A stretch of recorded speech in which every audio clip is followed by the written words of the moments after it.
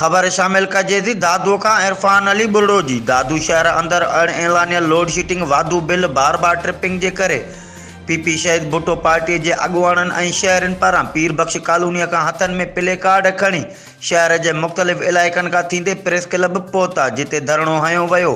अगुवाणन IB खोसो, दिलदार सोलंगी, मोहम्मद अली अब्बासी, फारूक सुहाग, वहाब खोसो ऐं ॿियनि चयो त रमज़ान ईंदे मुसलसल लोड शेडिंग में इज़ाफ़ो कयो वियो आहे। हर हंधि सेप्को वारनि जो डी फिटिंग्स लॻल आहिनि, जंहिं करे शहर के मुकम्मल ऊंदा में तब्दील कयो वियो आहे। अगुवाणनि वधीक चयो त ट्रांसफार्म बि प्राइवेट माण्हुनि हवाले करे इदारे के करोड़े रुपयनि जो नुक़सान ॾिनो पियो वञे। वाधू बिलनि अवाम चेल चिॿी करे छॾी आहे।